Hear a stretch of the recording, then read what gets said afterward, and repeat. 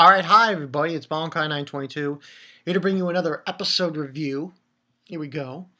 Did Copilion yesterday, and if anybody notices, you go on Times of Darkness, you'll see the whole situation I'm doing. There won't be a live stream tonight. It's going to happen next week. Anyway, moving on. Did Copilion yesterday. Kenichi came out. I'm going to do that later after this, probably after this or later.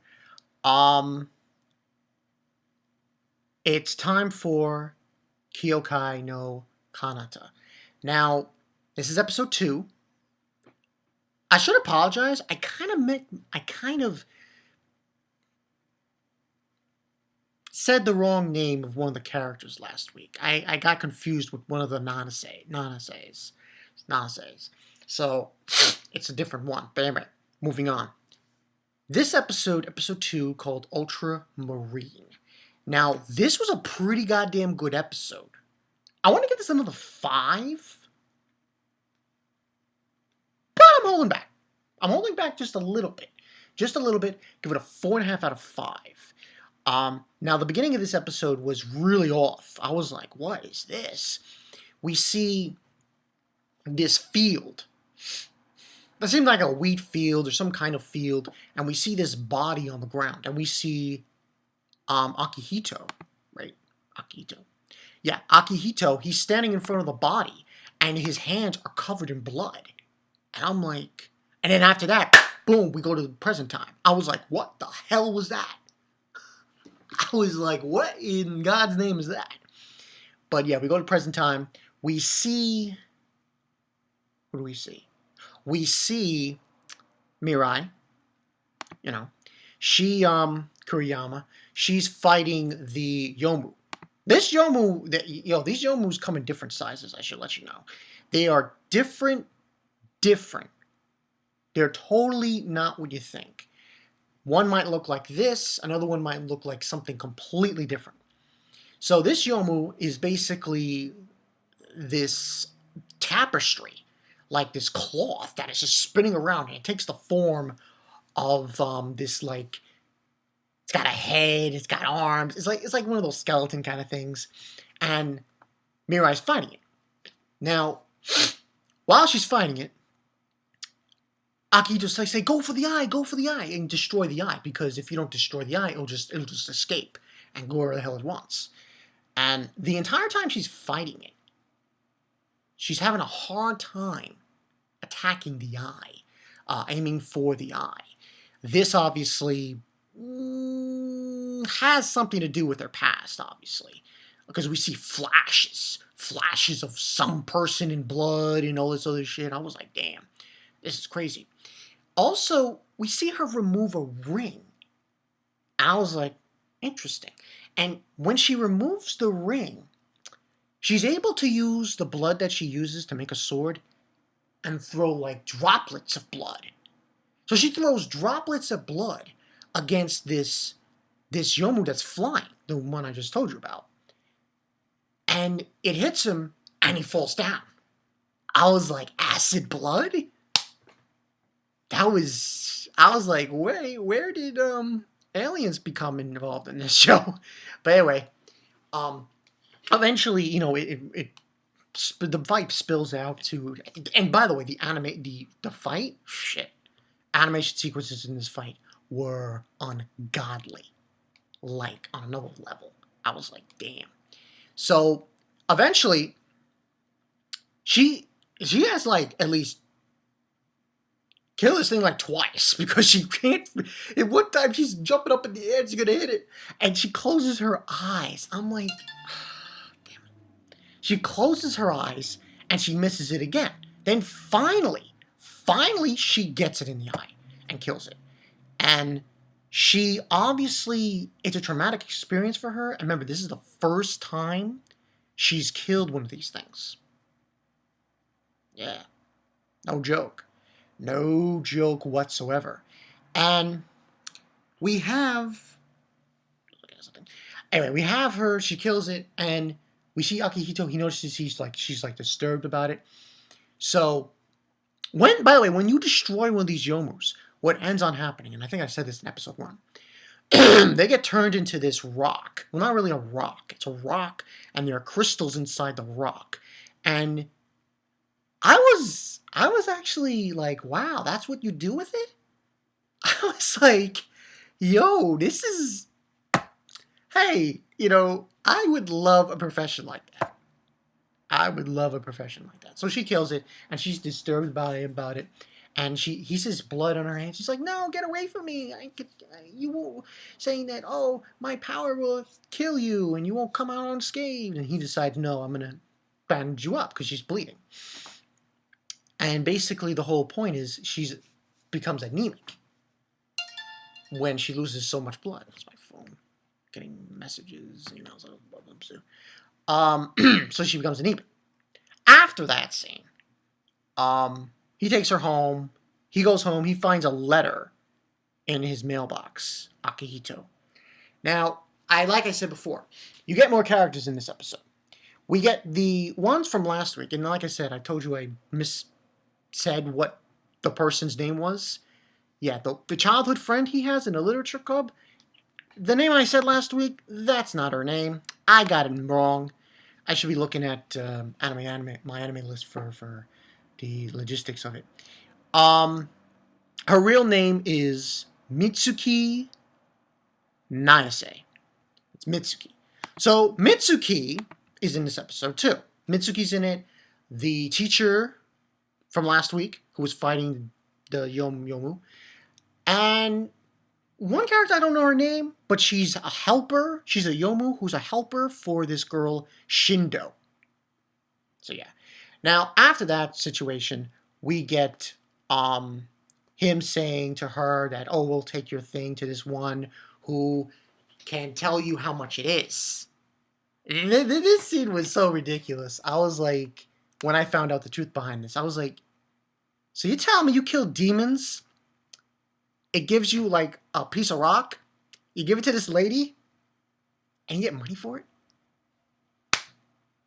Where can I sign? It was like, what the hell? That was crazy. But anyway, they go to this girl, this woman, Shindo, I believe her name is. That's her name. Yeah, it's Ayaka Shindo. She basically, what she does is, but she's not there.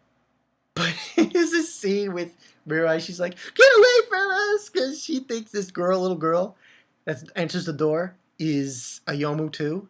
And then Akihito tells her, like, no, that's not. She's good. She's a yomu, but she's human. There's different, like I said, there are different kinds of yomus. There's human ones. There are ones that look like beasts or skeletons, and then she was explaining that to her. So she's not there, that girl. Then we get Mitsuki. She shows up. And there's a few talking here and there. Later on, I want to say something about Mitsuki. Very strange, her relationship with Akihito. At first I thought, oh yeah, she's the childhood friend. But now I'm like, huh? This episode put up a major question mark for me about this character. But that's later on. After that scene, we have basically, he's trying to get her, Mirai, to join the literacy club, so she could be known with other spirit world warriors, and so on and so forth. Now, after that scene, we have them walking away near a train, and she basically tells him, I don't want to join the club, away from this train passing by. And then Mitsuki looks at him and she calls him head tie, basically a pervert. I'm like, what's your problem? Anyway, moving on from that. The next day, you go to the cafeteria. This was such a funny scene. He's like, he gives her a rice bowl and she's holding this tray. And he's like, and then she's like, oh, she can't hold it onto it. And he's like, give it to me. And then she holds on to the rice bowl. And then he gives it back to her. And he's like, back and forth, back and forth. It was too funny. And she sits down and has lunch. And he realizes, she doesn't want to join. He really believes she wants to join. Then we get another character. Mitsuki's brother. This guy is very strange and very like to pick at Akihito. He really likes to pick at him. I believe his name was Fumi. Hiro Fumi. He is a spirit warrior as well. And he's gone there basically to ask him about the situation, this yomu that they fought. And he's like, he gives him this nickname, which is a nickname from an idol dancer or singer or something. And I'm like, what? And this is a scene kind of a homo scene here. He's grabbing Akihito's waist. I'm like, what are you doing? And he says, I'm trying to keep my hands warm. They're cold. I'm like, dude, man, cut it out. But anyway, he basically wants to know, and he says, I can't tell you. He pushes it off. And he brings up this pledge. Apparently, I don't know what's going on in this show, to be honest with you. There's something going on. I can definitely sense it now. Something going on with Akihito, Mitsuki, and Hirofumi. Well, that family, the Nase'S. Nase'S. Can't say that word, Nase'S. Between them and Akihito. Because he must have made some pledge or some vow or something. And he walks away and says, I definitely can't tell you. Because he yells, but you know. Right? It doesn't make sense. So there's something going on there. After that scene, he goes back to the class and realizes she left. So he goes to the place where Shindo lives again, and she's there with that girl, the professor. And the professor, she's just basically talking to her about the yomu that she killed. Yeah. And she's like complaining about the money that she gave her. I was like 10,000 yen or something. Come on, it's more worth than that. So I was right. Well, I wasn't right. But this is what basically happens. Apparently, when you kill a yomu, you bring what is known, I guess it's some kind of crystal thing, like I told you before, guys. And you exchange it to this woman, and she basically does this thing, and you get money for it. Like I said, sign me up. Sign me up. Now, after that, she walks away, and he's wondering, did she arrive? And he tells her name, and she says, no, she didn't arrive. So we get a meeting between Mirai and Mitsuki. And Mitsuki asks, this is basically brings her to where they are, because she couldn't find it. And there was this basic barrier. And there was another thing I forgot to mention. Hirofumi was asking him about the barrier around the school, but he said no. But while they're walking, Mitsuki and Mirai, she says, why? Why? And she's like, why are you always with Akihito? And she says, I'm watching him. I'm like, wait a minute. That doesn't make any sense. One of it. Okay, good night. Giants are 0-6. Okay. It doesn't make sense. She says, I'm watching him. I was like, okay. Now, that already tells me that it has to do something with probably his mother and so on and so forth. And they probably have to watch him and make sure he doesn't get into trouble. So they go into the store. He's there. He shows this scene. And basically this scene with his mother, I was laughing. It was too funny. I was like, no.